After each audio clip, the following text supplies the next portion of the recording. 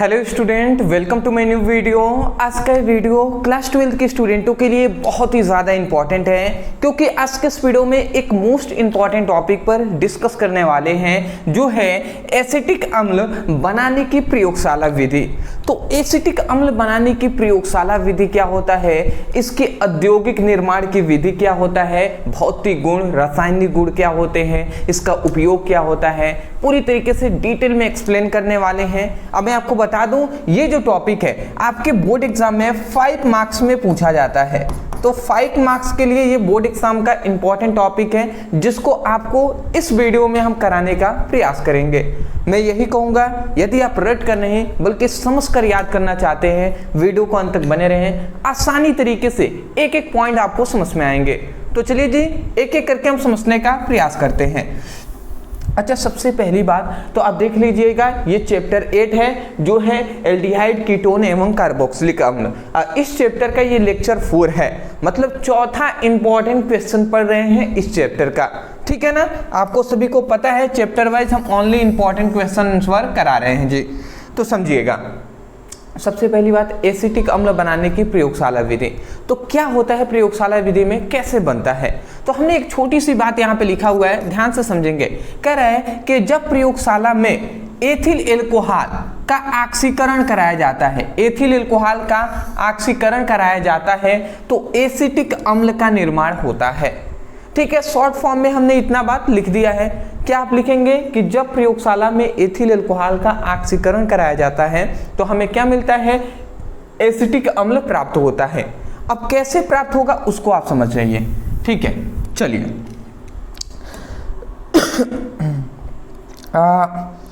बताते हैं जी हम। देखिए, सबसे पहली बात, एथिल एल्कोहल लेंगे। तो एथिल एल्कोहल का स्ट्रक्चर क्या होता है, इसका फॉर्मूला क्या होता है, ये बताइए। एथिल एल्कोहल का फॉर्मूला होता है CH3CH2OH। सही है ना, एथिल एल्कोहल हो गया। अब इसका एथिल एल्कोहल का हम क्या करेंगे, ऑक्सीकरण करेंगे। इसका हम क्या करेंगे, ऑक्सीकरण करेंगे। थोड़ा सा और मैं बढ़ा दे रहा हूं। ठीक है, इसका एथिल एल्कोहल का ऑक्सीकरण करेंगे। ठीक है, तो ऑक्सीकरण हम इसका कर रहे हैं। ठीक है जी।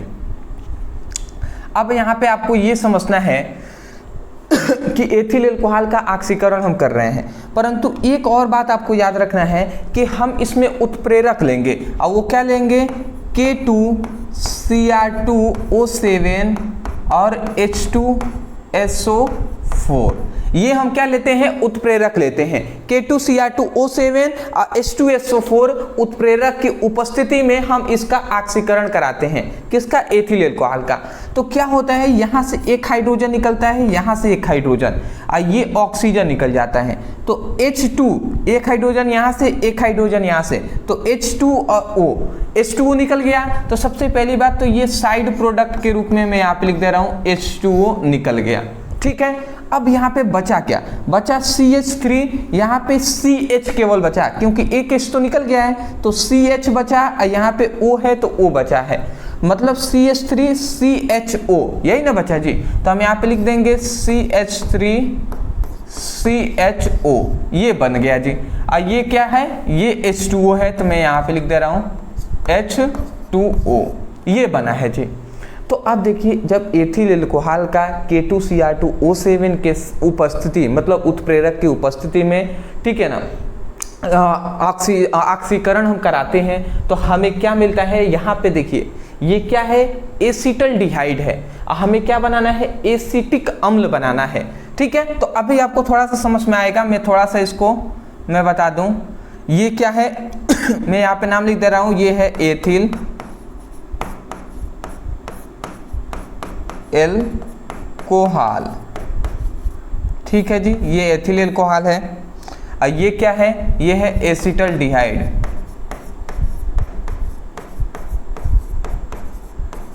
ठीक है जी। तो अभी तक हमने क्या जाना, हमने यही जाना कि जब एथिल एल्कोहल का ऑक्सीकरण पोटेशियम डाइक्रोमेट और शांत सल्फ्यूरिक अम्ल की उपस्थिति में कराया जाता है, तो एसिटल्डिहाइड का निर्माण होता है। ठीक है। एसिटल्डिहाइड को फिर से हम ऑक्सीकरण करेंगे, अब ध्यान से समझेंगे। फिर से ये एसिटल्डिहाइड को हम लेंगे, जैसे यहाँ पे क्या बना है एसिटल्डिहाइड CH3CHO। अब इस एसिटल्डिहाइड को हम लेंगे और इसका ऑक्सीकरण करेंगे, और किसकी उपस्थिति में इसका ऑक्सीकरण करेंगे, और किसकी उपस्थिति में जी, तो K2Cr2O7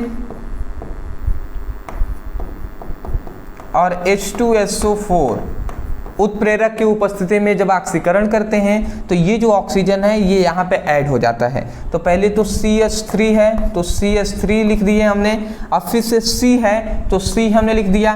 फिर से समझिएगा, एक ये ऑक्सीजन आकर यहाँ पे ऐड हुआ तो ये ऑक्सीजन हो गया, और एक ऑक्सीजन यहाँ पे है तो ये एक और हमने ऑक्सीजन लिख दिया। हाइड्रोजन है तो यहाँ पे हम हाइड्रोजन लिख देंगे। समझ रहे हैं ना, एक ऑक्सीजन, दो ऑक्सीजन एक हाइड्रोजन है तो वो हमने लिख दिया। तो अब ये क्या बना CH3COOH, यही तो है एसिटिक अम्ल, यही ना एसिटिक अम्ल है। तो यहाँ पे हमारा बन रहा है, क्या बन रहा है, यहाँ पे हमारा बन रहा है एसिटिक अम्ल, एसिटिक अम्ल।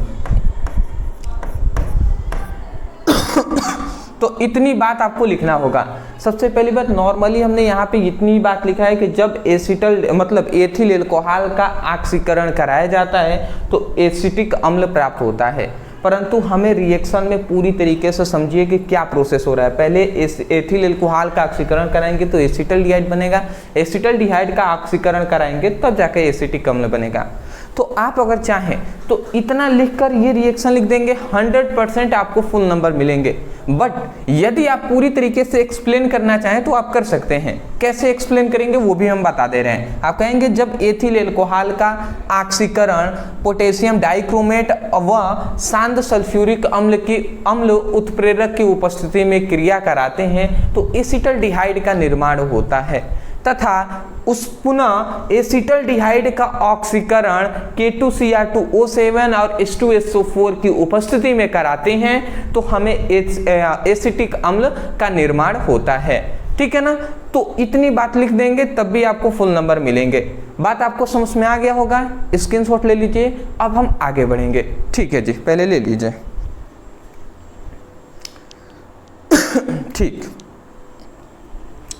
अब देखिए, अब हम बढ़ेंगे कि एसिटिक अम्ल का प्रयोगशाला विधि हमने देख लिया। कभी कभी औद्योगिक निर्माण की विधि भी पूछ लेता है, तो इसी के साथ साथ औद्योगिक निर्माण की विधि भी हम जान लेते हैं। तो देखिए, औद्योगिक निर्माण की विधि में सबसे पहले हमें विधि जो जानना है वो क्या है जी, वो है पायरोलिनियस अम्ल से। ठीक है ना, अब पायरोलिनियस जो अम्ल है इससे भी हमें एसिटिक अम्ल मिलता है। कैसे मिलता है समझिएगा। हमने यहाँ पे क्या लिखा है, हमने लिखा है जब लकड़ी का भंजन आसवन से प्राप्त पायरोलिनियस अम्ल, जब लकड़ी का हम भंजन आसवन कराते हैं, जब लकड़ी का हम भंजन आसवन कराएंगे, उसको जलाएंगे, तो जो हमें पायरोलिनियस अम्ल मिलेगा उसमें हमें क्या मिलेगा, उसमें एसिटिक अम्ल भी होगा, फिर से मेथिल एल्कोहल भी होगा, और यहाँ पे ये क्या हो जाएगा, एल्डिहाइड भी होगा। ठीक है ना, तो एसिटल्डिहाइड यहाँ पे भी होगा। तो इतनी बात समझिएगा कि जब हम कोई भी लकड़ी का अगर हम भंजन आसवन कराते हैं, जलाते हैं, तो उससे हमें पायरोलिनियस अम्ल मिलता है, और उस पायरोलिनियस अम्ल में CH3COH भी होता है, जो CH3OH भी होता है, CH3CO CH3 भी होता है। ठीक है, तो सबसे पहले हम लकड़ी का भंजन आसवन कराएंगे जिससे हमें पायरोलिनियस अम्ल मिलेगा। ठीक है ना, जिसमें ये तीनों चीज होंगे, तब इस मिश्रण में बूझा हुआ चूना कैल्शियम हाइड्रोक्साइड को मिलाने पर अवक्षेप प्राप्त होता है। तो ये बात यहाँ पे कहा जा रहा है। अभी आपको सब कुछ समझ में आ जाएंगे।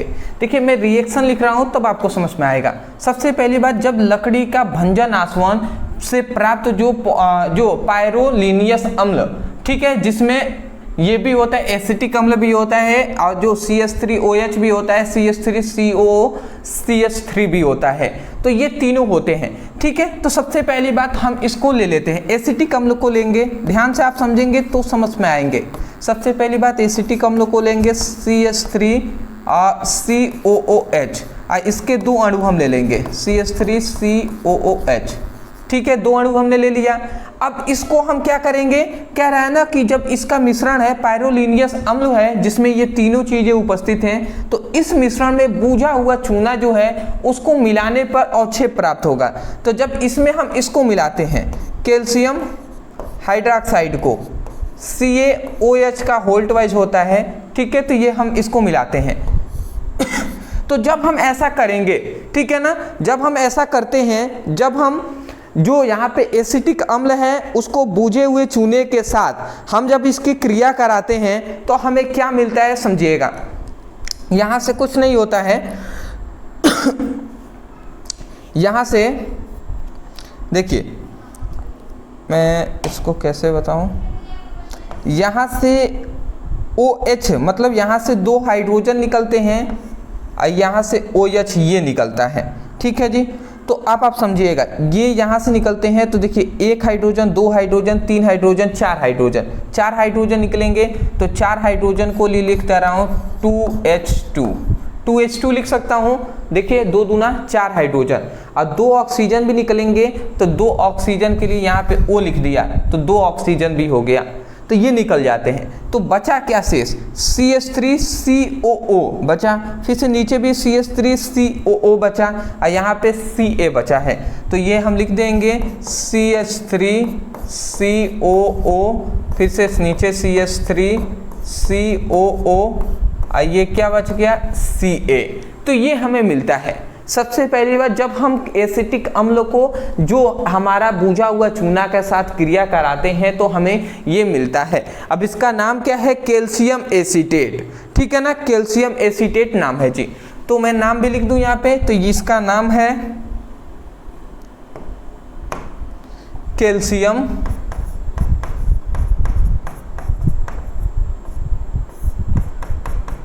एसीटेट, ठीक है। तो अभी आप समझिएगा, देखिए एक बात मैं बता दूं, अभी स्पष्ट कर देना चाहता हूं कि लकड़ी का जब भंजन आसवन कराएंगे तो पायरोलिनियस जो अम्ल मिलेगा उसमें ये तीनों होंगे, परंतु हम जब तीनों के साथ हम कैल्शियम हाइड्रोक्साइड की क्रिया कराते हैं तो जो एक कैल्शियम हाइड्रोक्साइड है, बूझा हुआ चूना है, ये केवल ये ना मेथिल अल्कोहल मतलब इससे भी क्रिया नहीं करता है ना ही इससे क्रिया करता है, इनसे ये क्रिया नहीं करता, केवल इससे जो एसिटिक अम्ल है इसी से क्रिया करता है। और जब इससे ये क्रिया करता है तो कैल्शियम एसीटेट बनता है। और जब हम कैल्शियम एसीटेट का हम क्या करेंगे, जल अपघटन करा देंगे तो हमें क्या मिल जाएगा, तब हमें एसिटिक अम्ल प्राप्त होगा, ठीक है। तो पहले हम इसका तब हम इसका जल अपघटन कराएंगे। तो सबसे पहले हम कैल्शियम एसीटेट को ले लेंगे, तब CH3COO, फिर से CH3COO और Ca।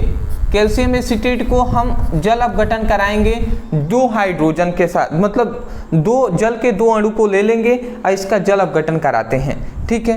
तो अब आप समझिएगा, जैसे ही हम इसका जल अपघटन कराएंगे, सिंपल सी है कि देखिए क्या होता है यहां से मैं आपको बता दूं तो ये 2 बंध जो हैं ये टूट जाते हैं। तो जब बंध टूटेगा तो देखिए, अगर मैं इसको चाहूँ थोड़ा सा मैं समझाने के लिए लिख दे रहा हूँ। देखिए जैसे एक OH मतलब HOH मतलब ये जल के एक अणु हो गया, ठीक है ना, अभी भी H2O ही है, तो एक जल के अणु ये हो गया और एक और HOH मतलब 2 जल के अणु हो गए, ठीक है। तो समझिएगा, ये जब टूटता है तो ये जो हाइड्रोजन है ये इधर जुड़ जाता है और ये जो OH है ये इधर जुड़ जाता है, फिर से ये हाइड्रोजन इधर जुड़ जाता है और ये जो OH है ये इधर जुड़ जाता है। बात को समझिएगा, रिएक्शन में समझाना चाहता हूँ इसलिए मैं आपको इस तरीके से बता रहा हूँ। तो अब क्या बनेगा, CH3COOH बनेगा ना। तो सबसे पहले हम यहाँ पे लिखेंगे CH3COOH, ठीक है जी। एक CH3COOH बच गया, फिर से CH3COOH एक और बन रहा है। तो सिंपल में हम लिखने से अच्छा है यहाँ पे 2 कर देंगे, मतलब 2 इसके अणु बन रहे हैं एसिटिक अम्ल के। और उसके बाद इधर क्या बना, Ca का देखिए Ca है और OH है, तो CaOH बन रहा है ना, तो इसका मतलब फिर से यहाँ पे क्या बना, कैल्शियम हाइड्रोक्साइड बन रहा है, CaOH, ठीक है ना, मतलब CaOH का वोल्ट वाइज। तो ये हमें बन रहा है, तो ये हमारा क्या बन गया, CH3COOH, ये क्या है, एसिटिक अम्ल है, ठीक है ना, यही तो एसिटिक अम्ल है ना। तो देखिए इस प्रकार ये रिएक्शन होता है। देखिए थोड़ा सा यहाँ पे मिस्टेक था, वीडियो बीच में मैंने दो टाइपिंग में मिस्टेक कर दिया गया था, तो इसलिए मैंने इसको सुधार किया है बीच में, ठीक है। मैं आशा करता हूँ आपको समझ में आ रहा होगा। ध्यान से एक बार और सुन लीजिए, समझ लीजिए। सबसे पहली बात, लकड़ी का जब भंजन आसवन कराएंगे तो पाइरोलिनियस अम्ल मिलेगा, जिसमें ये भी होता है, ये भी होता है, ये भी होता है। देखिए सबसे पहले पाइरोलिनियस अम्ल में एसिटिक अम्ल होता है। अब देखिए हमें एसिटिक अम्ल ही प्राप्त करना है, तो इसमें एसिटिक अम्ल तो होता है, परंतु जब एसिटिक अम्ल होता है तो हम ऐसे ही नहीं कर देंगे, भंजन आसवन कराएंगे तो एसिटिक अम्ल मिलेगा, मिलेगा तो सही, परंतु एसिटिक अम्ल के साथ ये भी होगा, ये भी होगा, सभी का मिश्रण होगा। तो इनको दूर करने के लिए हम सबसे पहले एसिटिक अम्ल को बुझे हुए चूने के साथ क्रिया कराएंगे। तो जब बुझे हुए चूने के साथ क्रिया करेंगे कैल्शियम एसीटेट मिलेगा, फिर से कैल्शियम एसीटेट को लेकर जब जल अपघटन कराएंगे तब हमें एसिटिक अम्ल शुद्ध अवस्था में मिलेंगे, ठीक है ना। इतनी बात लिख लिए होंगे, समझ के होंगे, तो आप सबसे पहले स्क्रीनशॉट ले लीजिए। आगे हम फिर से रासायनिक गुण, भौतिक गुण और भी हम समझेंगे। चलिए जी, ठीक, सॉरी, चलिए अब देखिए एसिटिक अम्ल का भौतिक गुण सिंपल सा है। एसिटिक अम्ल का भौतिक गुण क्या होता है, यह रंग, देखिए सबसे पहला भौतिक गुण है कि यह एक रंगहीन खट्टा, मतलब रंगहीन होता है, खट्टा व तीक्ष्ण गंध वाला द्रव होता है।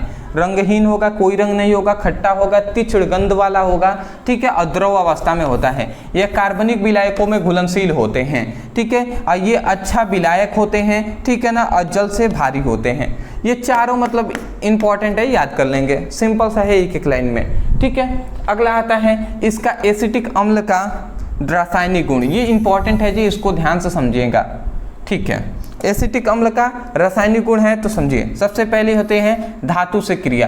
तो जब हम एसिटिक अम्ल का धातु से क्रिया कराएंगे तो हमें क्या मिलेगा जी, ये हमें बताना है, ठीक है ना। तो चलिए कोई भी हम धातु ले लेते हैं, जैसे एसिटिक अम्ल ले लेंगे। एसिटिक अम्ल का सूत्र क्या होता है, CH3COOH। एसिटिक अम्ल ले लिया और कोई धातु से क्रिया कराते हैं, जैसे सोडियम के साथ हम करा दिए, तो सोडियम एक धातु है, तो जब सोडियम के साथ हम क्रिया कराते हैं तो समझिएगा यहाँ से हमें क्या मिलता है, ये हाइड्रोजन को ये सोडियम आकर विस्थापित कर देता है, हटा देता है, तो बनेगा क्या, यहाँ पे CH3COONA ये बनेगा, और ये हाइड्रोजन जो बाहर निकलता है तो ये हाफ H2 हम लिख देंगे, ठीक है ना। तो ये इतना हम लिख सकते हैं, ठीक है। और ये क्या बना है, ये है सोडियम एसीटेट, ठीक है ना। तो इसका नाम आप लिखना चाहें तो लिख लेंगे, सोडियम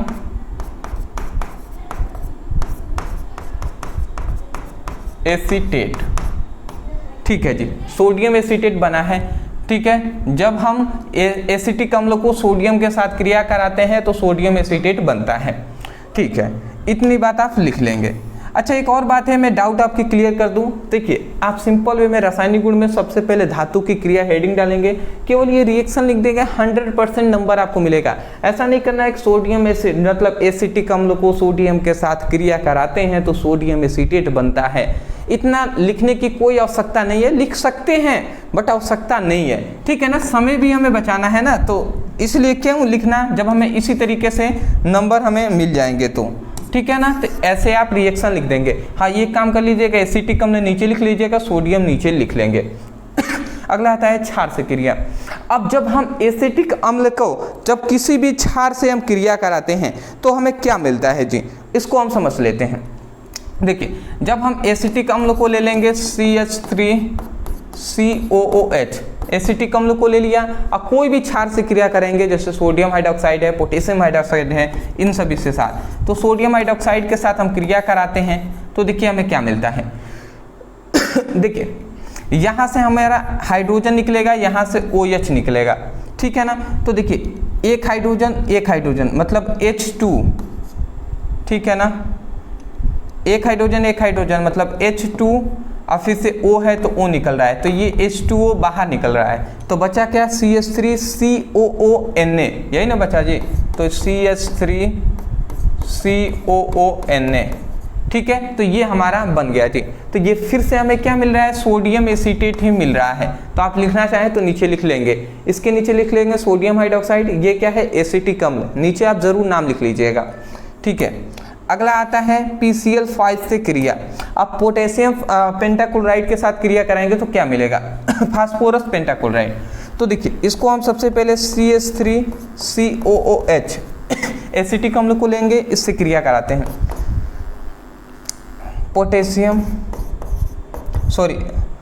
फास्फोरस पेंटाक्लोराइड के साथ क्रिया कराते हैं। थोड़ी खांसी हो गई मुझे, चलिए कोई नहीं। देखिए फास्फोरस से पेंटाक्लोराइड से क्रिया कराएंगे तो देखिए क्या हमें मिलता है वास्तव में।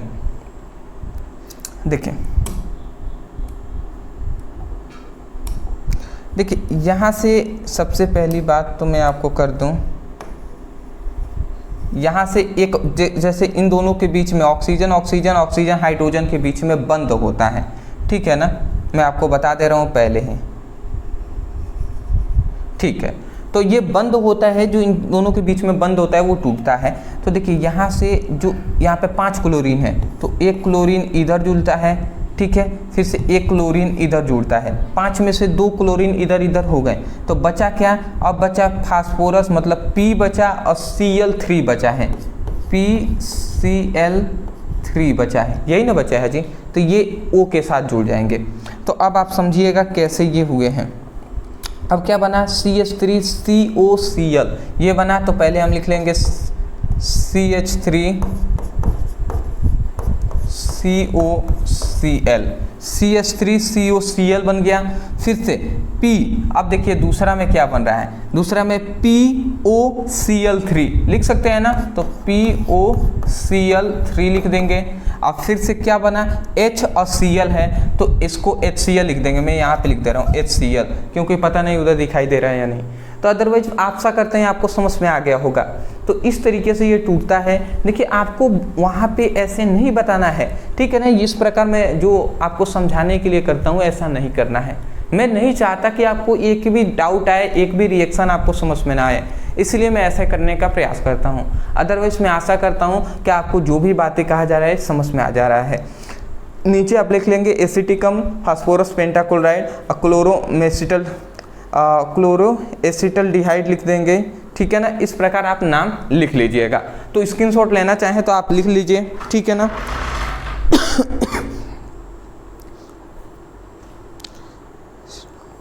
ठीक है, ये क्या है, एसिटल क्लोराइड हम इसको कह सकते हैं।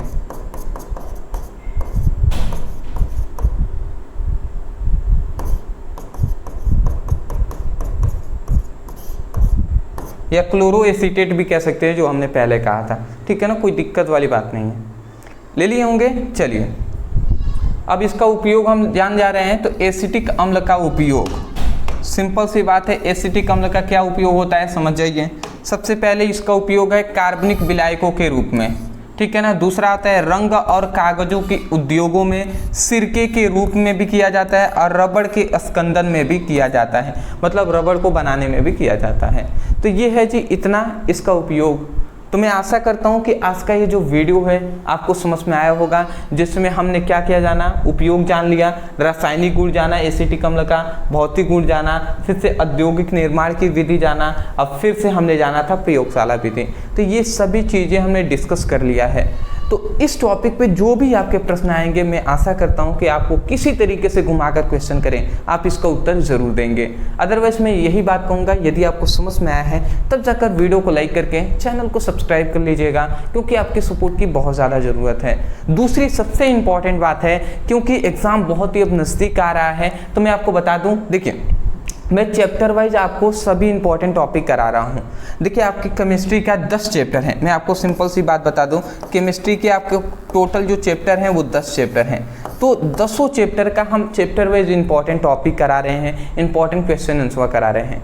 तो यदि आपके पास उतना पढ़ने का समय बहुत ही कम बच गया है, जो पढ़ते हुए आ रहे हैं अच्छी बात है, ठीक है, तो अदरवाइज समय कम है, अपने समय का सही इस्तेमाल करना चाहते हैं, तो ओनली आपको 99 रुपये में पूरी केमिस्ट्री का 10 चैप्टर हैं। तो 10 चैप्टर का आपको नोट्स दिया जा रहा है, जिसमें आपको सभी आपको दिखाई दे रहा होगा, सभी इंपॉर्टेंट क्वेश्चन आंसर होंगे, चैप्टर वाइज मिलेंगे। उसके उसके साथ साथ 100 इंपॉर्टेंट ऑब्जेक्टिव क्वेश्चन भी दिए जाएंगे जो बोर्ड एग्जाम के लिए वेरी इंपॉर्टेंट है। उसके साथ साथ इंपॉर्टेंट न्यूमेरिकल भी दिया जाएगा। उसके साथ साथ इंपॉर्टेंट महत्वपूर्ण अभिक्रियाओं का भी आपको पीडीएफ नोट्स दिया जाएगा। तो ये सब कुछ आपको ओनली 99 में दिया जा रहा है। तो बहुत ही कम प्राइस आप सभी के लिए रखा गया है। यदि आप लेना चाहते हैं नीचे दिए गए व्हाट्सएप नंबर पर मैसेज करके मांग लीजिएगा, वहां से आपको पीडीएफ नोट्स तुरंत पेमेंट करने के बाद ही सेंड कर दिए जाएंगे। तो मैं आशा करता हूँ आप समझ गए होंगे। अच्छा, एक और बात बता दूं, फिजिक्स और केमिस्ट्री दोनों का अगर आप एक साथ लेते हैं, फिजिक्स का आपका 14 चैप्टर है, केमिस्ट्री का आपका 10 चैप्टर है, 24 चैप्टरों सभी संपूर्ण किताब का आपको फिजिक्स और केमिस्ट्री का लेंगे तो फिजिक्स का भी 99 है, बट दोनों कंबाइन करके लेते हैं तो 149, ठीक है, ओनली 149 रुपये में दोनों आपको मिल जाएंगे। तो लगभग 70 से 75 रुपये पड़ेंगे आपके। तो बहुत ही कम प्राइस रखा हुआ है, आप लेना चाहें तो ले सकते हैं। नीचे व्हाट्सएप नंबर दिखाई दे रहा होगा, नीचे व्हाट्सएप डिस्क्रिप्शन बॉक्स में व्हाट्सएप ग्रुप का लिंक है, वहाँ पे ज्वाइन हो जाएंगे। वहाँ पर हिंदी की, इंग्लिश का और अदर सब्जेक्ट की जो भी इंपॉर्टेंट पीडीएफ होंगे, इंपॉर्टेंट वीडियो होंगे, आवश्यक सूचनाएं होंगे, वो वहाँ पर मिलेंगी। हमसे कोई भी बातें करना है इंस्टा पे हमें मैसेज करके वहाँ से बातें कर सकते हैं। तो मिलते एक नए टॉपिक के साथ एक नए वीडियो में। Thank you so much for watching this video. Thank you.